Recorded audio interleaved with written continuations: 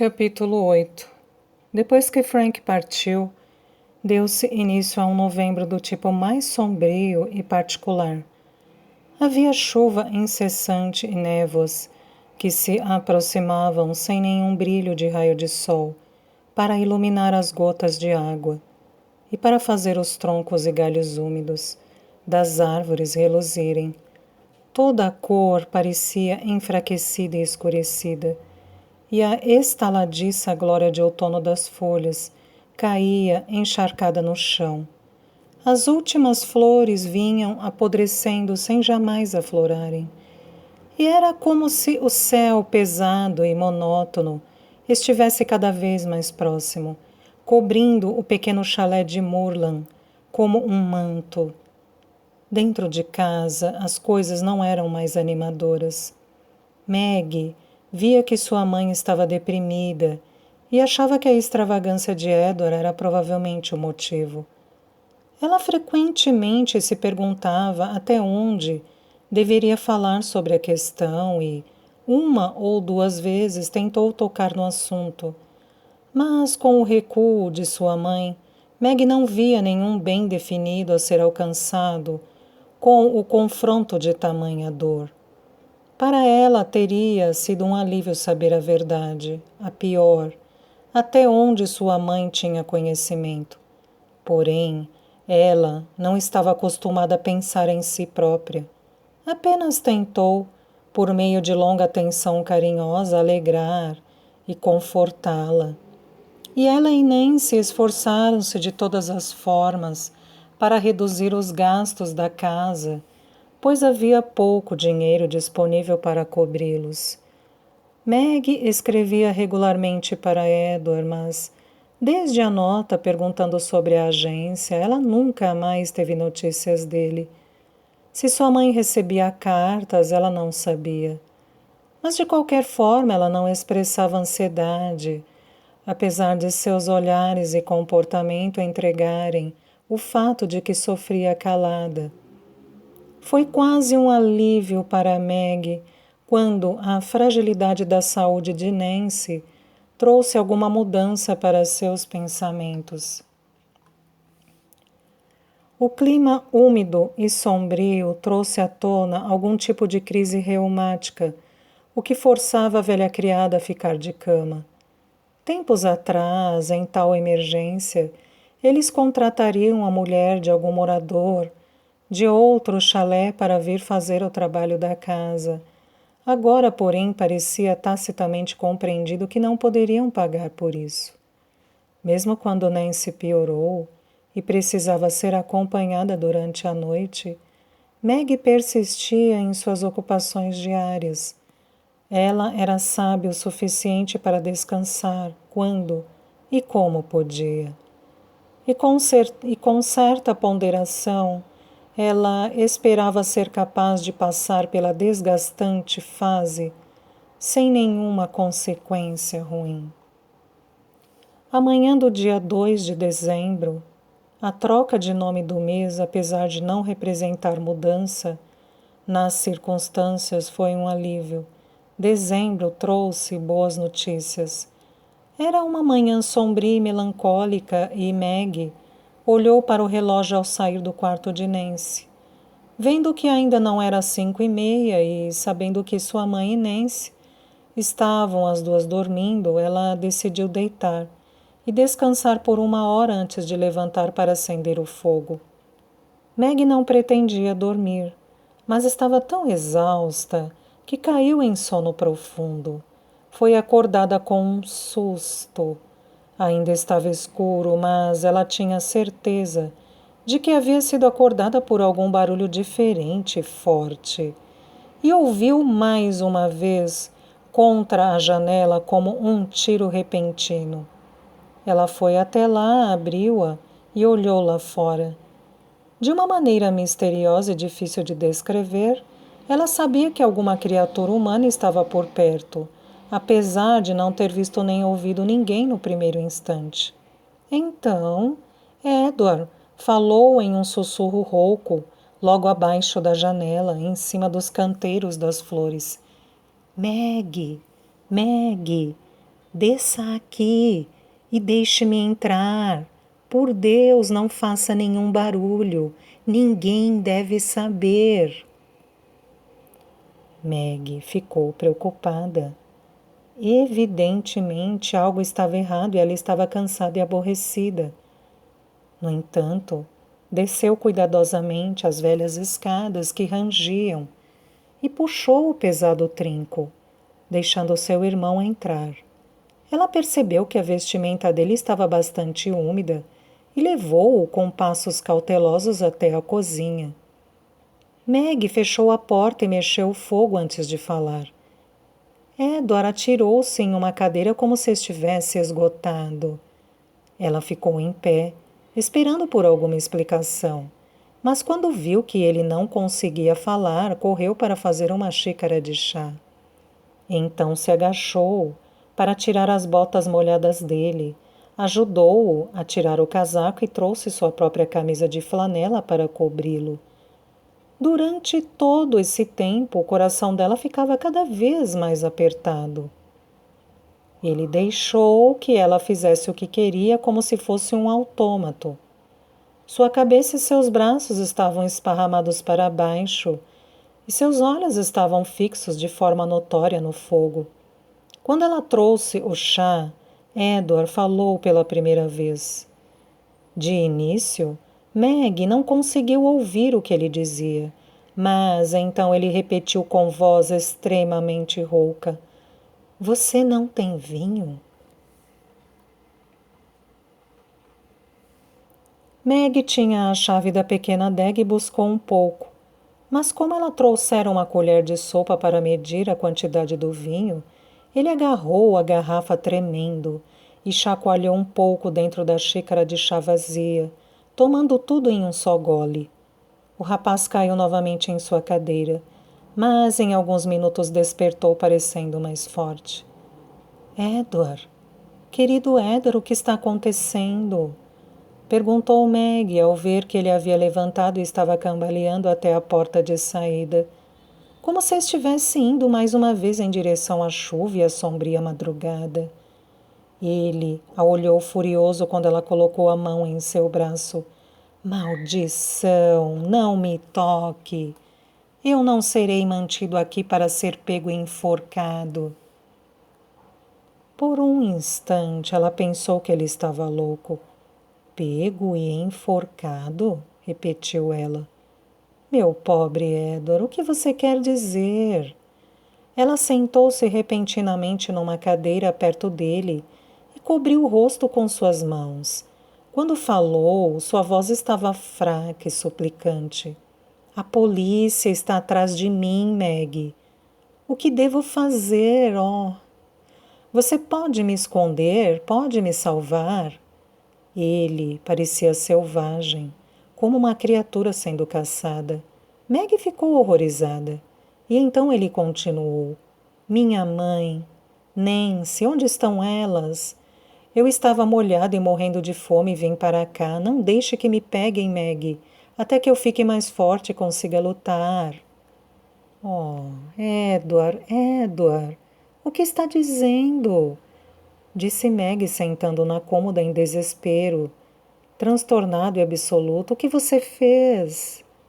Eu mal sei. Estou em um sonho terrível. Vejo que pensa que estou louco, eu gostaria de estar. Nem se descerá em breve, você precisa me esconder. A pobre Nancy está doente na cama, disse Meg. Graças a Deus, disse ele, uma a menos. Mas minha mãe levantará em breve, não é?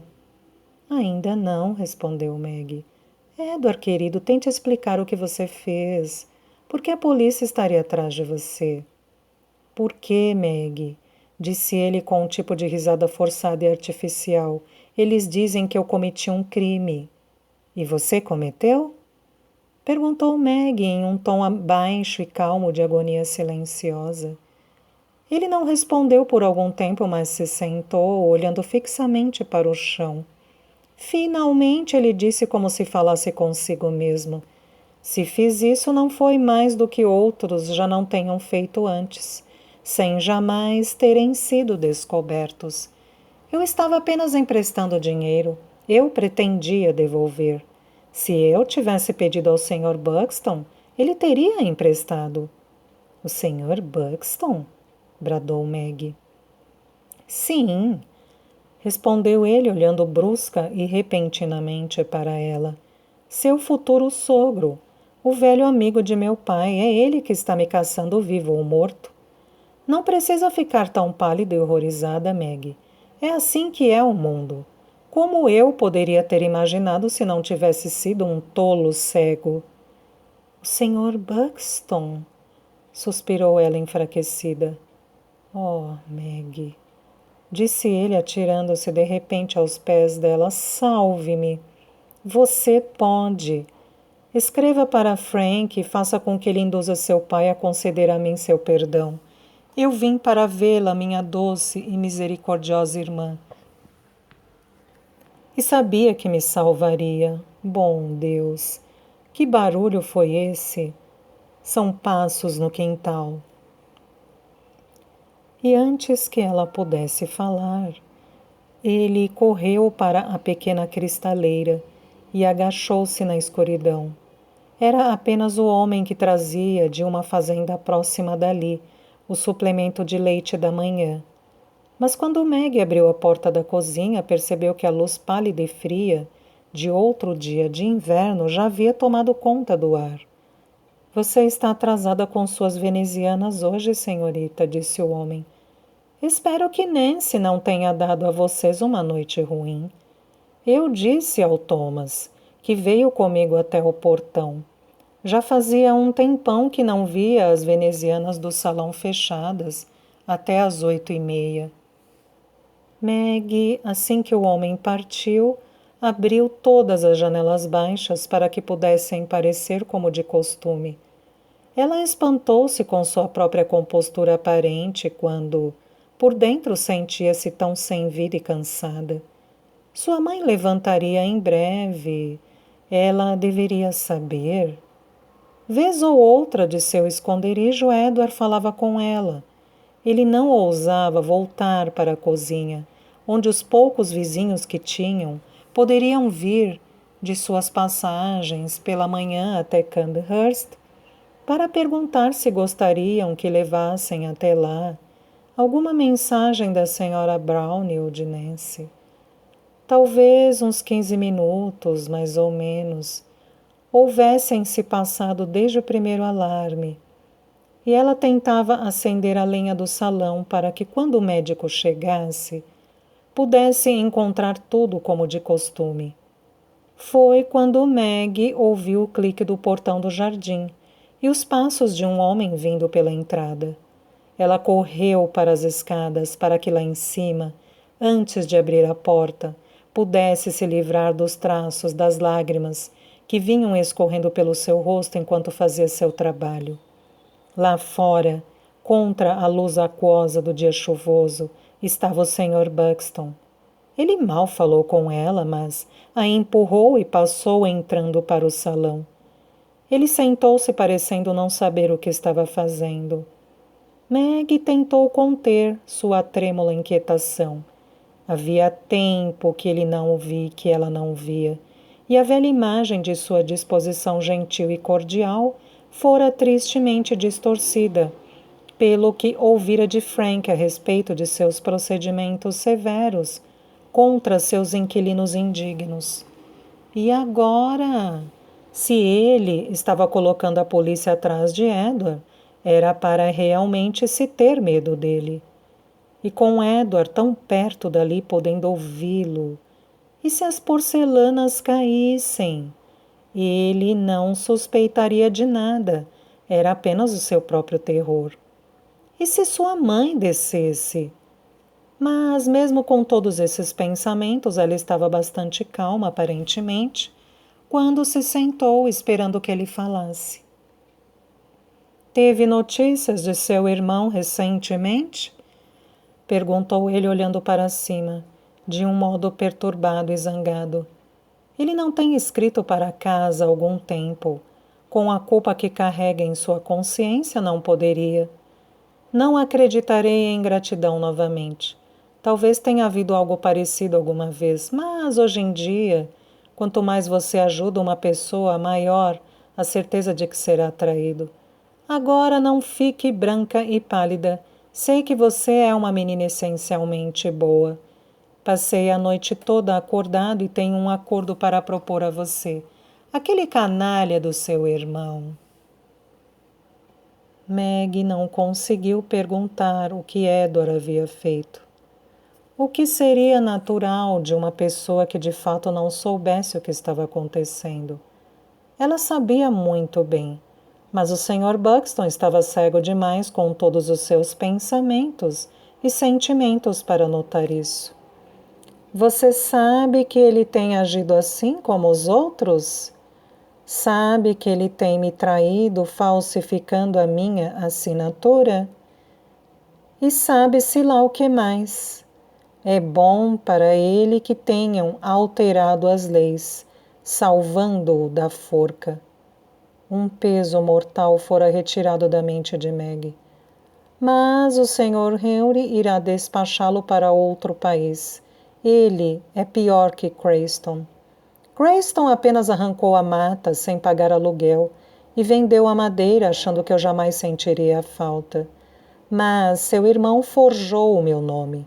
Ele recebeu todo o dinheiro da negociação, sendo que me deu apenas a metade, dizendo que o restante viria depois. E o patife ingrato entregou um recibo falso. Eu poderia ter sido derrubado com uma palha quando o Sr. Henry revelou isso tudo na noite passada. Jamais fale comigo sobre virtude e sobre tamanha charlatanice outra vez, disse eu. Jamais acreditarei. Todos são a favor do que podem conseguir. O Sr. Henry descreveu para o superintendente da polícia em Woodchester e hoje pela manhã foi até lá pessoalmente para acompanhar o caso.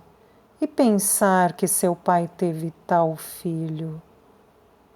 Oh, meu pobre pai, Meg soluçou. Como fico feliz que tenha morrido antes dessa desgraça cair sobre nós. Você bem pode chamar de desgraça em si. Você é uma boa menina, Meg. Eu sempre digo isso. Não consigo entender como foi que Edward mudou desse jeito. Mas agora, Meg, tenho algo para dizer a você. Ele remexeu-se inquieto, como se não soubesse como começar. Meg estava em pé, recostando sua cabeça contra a parte da chaminé. Desejava que seu visitante partisse, pois temia pelo próximo minuto. Ela desejava se encolher em algum canto escuro do esquecimento, onde pudesse apagar tudo de sua mente por um tempo, até que conseguisse recuperar uma pequena porção da força de seu corpo, que havia sido seriamente testado recentemente. O Sr. Buxton viu sua aparência pálida de angústia e compreendeu-a em partes, mas não completamente. Ele estava muito atento ao que ia dizer. Eu passei a noite em claro pensando. A senhorita percebe a desgraça que é para você, apesar de ser inocente, e tenho certeza de que não consideraria envolver Frank nisso tudo. Meg foi até o pequeno sofá e, ajoelhando-se nele, escondeu seu rosto nas almofadas. Ele não continuou, pois imaginou que ela não o estava ouvindo. Enfim, ele disse: Vamos lá. Seja uma garota sensata e erga o rosto. Eu tenho um plano para propor a você. Estou ouvindo, disse ela com uma voz monótona e opaca. Você sabe como eu sempre fui contra esse noivado. Frank tem apenas 23 anos e não conhece a si próprio, como costumo dizer. Além do mais, ele poderia se casar com qualquer uma que ele escolhesse. Ele escolheu a mim, murmurou Meg. Claro, claro. Mas você não vai pensar em mantê-lo nisso depois do que se passou. A senhorita não iria querer ver um sujeito tão fino como o Frank sendo apontado como cunhado de um criminoso, iria? Isso está muito longe do que desejei para ele. Você está feliz que seu pai esteja morto, ao invés de estar aqui para ver este dia, e estou de acordo. E você não vai desgraçar Frank. Pelo que o Sr. Henry ouve, Edward tem sido um descrédito para você de várias formas. O Sr. Henry estava em Woodchester ontem, e ele diz que mesmo que Edward tenha sido justamente inscrito como um advogado, seu nome poderá ser eliminado dos halls. Nota da tradutora. Lista de todos os advogados admitidos para a prática da lei. Por tamanha coisa que fizera. Imagine meu Frank tendo seu brilhante nome manchado por qualquer conexão com tal homem. O Sr. Henry diz que mesmo diante da justiça, o que veio à tona sobre Edward é desculpa suficiente para o rompimento de uma promessa de casamento. Meg ergueu seu rosto lívido. As pupilas de seus olhos estavam dilatadas e seus lábios estavam completamente brancos. Ela olhou diretamente para o Sr. Buxton, com paciência, indignada. Sr. Henry, Sr. Henry, o que o Sr. Henry tem a ver comigo? O Sr. Buxton ficou desconcertado com o olhar selvagem e imperioso tão novo sobre o rosto doce e suave. Mas ele estava resoluto pelo bem de Frank e voltou às acusações depois de um momento de pausa. O Sr. Henry é um bom amigo que tem meu interesse em seu coração. Ele sabe o motivo de lamentação que seu noivado tem sido para mim. Apesar da minha repugnância a ele, realmente não ter tido uma causa no início, se comparada ao que é no momento. Agora seja razoável, minha querida. Eu pretendo fazer algo por você se você fizer algo por mim. A senhorita precisa entender o obstáculo que esse triste ocorrido impôs a qualquer plano entre você e Frank. E você precisa entender que motivos eu tenho para desejar punir Edward por seu comportamento ingrato, para não citar a falsificação. Agora, não sei o que o Sr. Henry dirá para mim, mas eu tenho pensado nisto. Se você escrever uma carta a Frank, apenas dizendo discretamente que por razões que devem para sempre permanecer desconhecidas para Frank, disse Meg novamente erguendo sua cabeça. Por quê? Por quê? Minha querida, você me surpreende com esses seus modos. Deixe-me apenas terminar minha frase. Se disser que por razões que devem para sempre permanecer desconhecidas, está decidida e desiste imutavelmente de qualquer ligação ou noivado com ele, noivado ao qual, na verdade, a conduta de Edward havia feito bem em pôr um fim.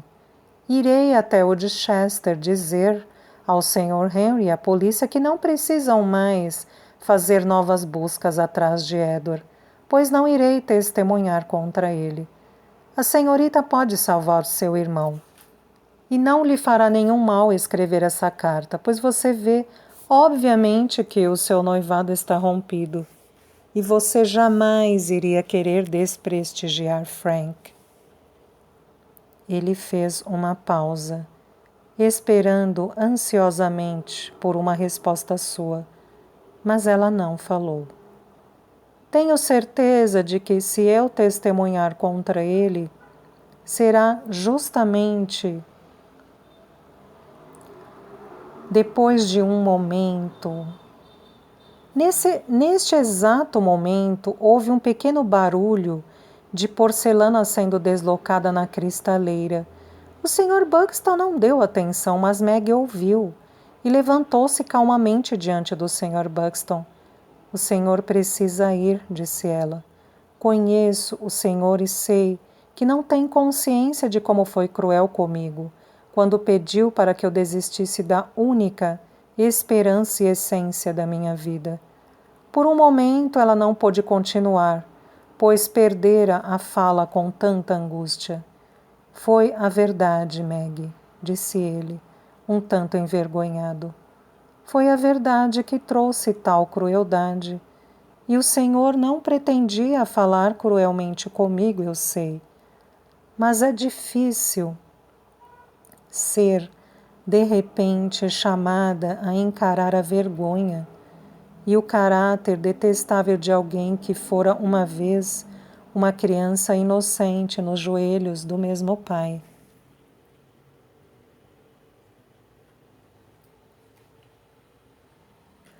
Posso ter falado francamente demais, disse o Sr. Buxton, mas foi necessário colocar a pura verdade diante de você, pelo bem do meu filho. Você escreverá a carta que peço? O olhar dela era errante e incerto, e sua atenção foi mais uma vez distraída por sons que para ele não significavam nada. Naquele momento ela sentiu seu julgamento hesitante e perturbado. Não sei dizer. Dê-me tempo para pensar. O Senhor fará isso, tenho certeza. Vá agora e deixe-me sozinha. Se for o certo, Deus me trará forças para fazê-lo. E talvez me conforte em minha desolação. Mas eu não sei. Não sei dizer. Preciso de tempo para pensar. Vá agora, por favor, Senhor, implorou ela.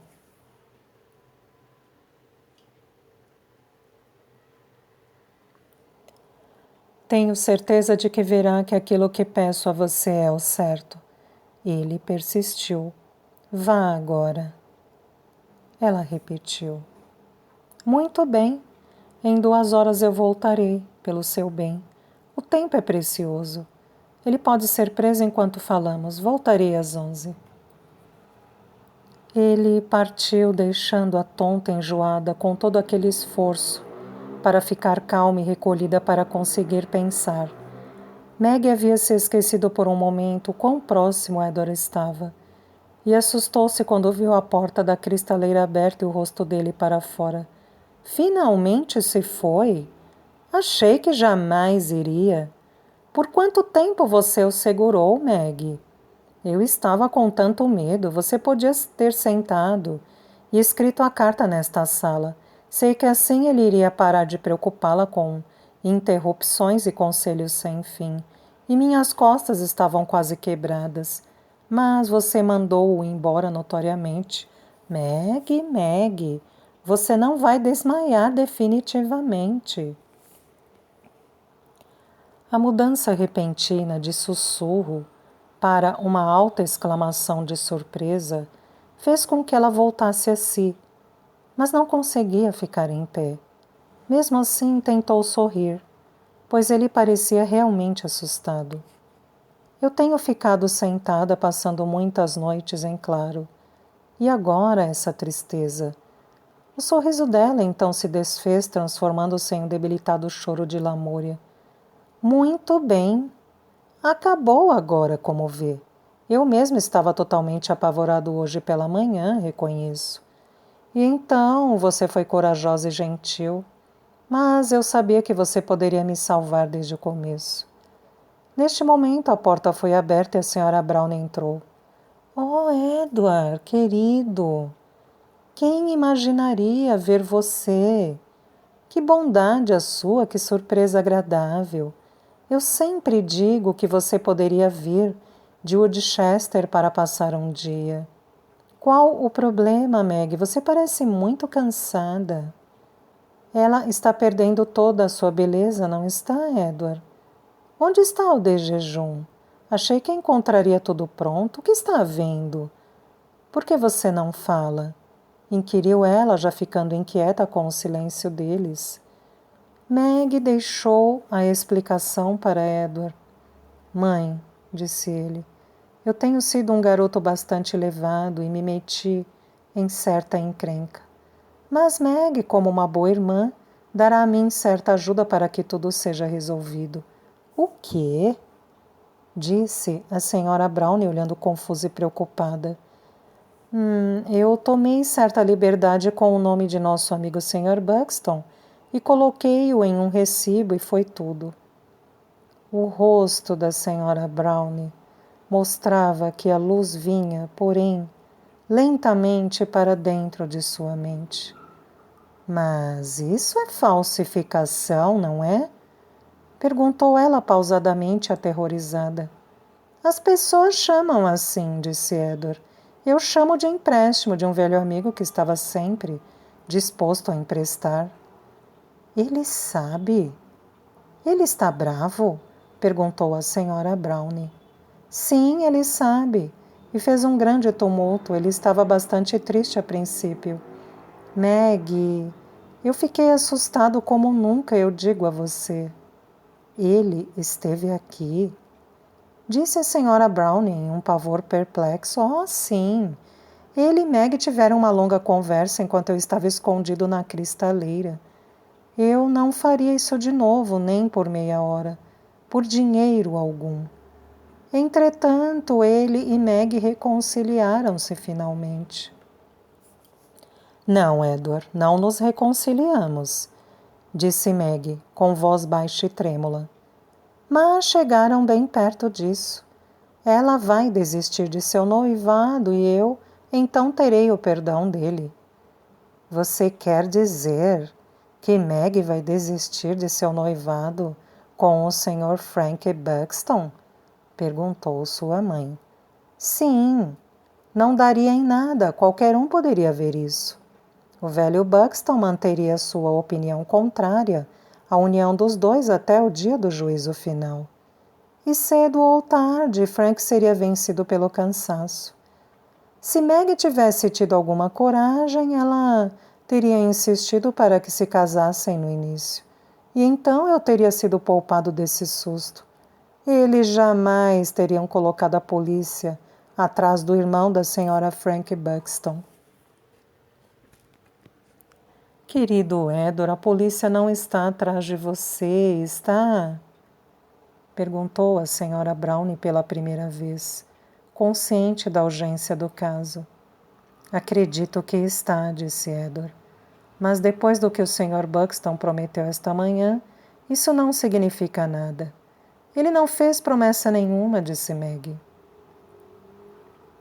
Edward virou bruscamente para ela e encarou-a. Então pegou seus punhos gentilmente e falou entre os dentes. O que você quer dizer, Maggie? O que você quer dizer? Chacoalhando-a, ele prosseguiu. Você quer dizer que vai ficar junto de seu amado, diante de condições favoráveis ou não, e deixará seu irmão ser preso? Diga, você não seria capaz, seria? Ela ergueu o olhar para ele e tentou falar, mas nenhuma palavra saiu de sua garganta seca. Enfim, diante de grande esforço, ela respondeu. Você precisa dar um tempo para que eu pense. Farei o que for certo com a ajuda de Deus. E se não for certo, não poderá salvar o seu irmão? Disse ele, largando as mãos dela de forma passional. Eu preciso ficar sozinha. Disse Meg, levantando-se e tentando se manter firme, de pé na sala ébria. Ela ouviu sua mãe e Edward falando, mas suas palavras pareciam não fazer sentido, então saiu. Ela estava deixando a casa pela porta da cozinha quando se lembrou de Nancy, deixada sozinha e desamparada durante toda aquela longa manhã. E mesmo enferma e ansiosa pelo isolamento, ela pacientemente cumpriu com suas pequenas obrigações e buscou algo para o desjejum da pobre senhora idosa.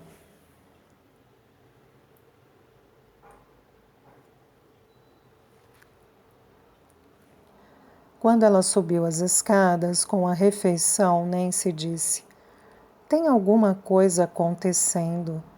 Posso ver em seu doce rosto que existe algum problema, meu bem. Não precisa contar nada, só não chore. Orarei por você, criança, e Deus lhe ajudará. Obrigada, Nancy mesmo. E deixou o quarto.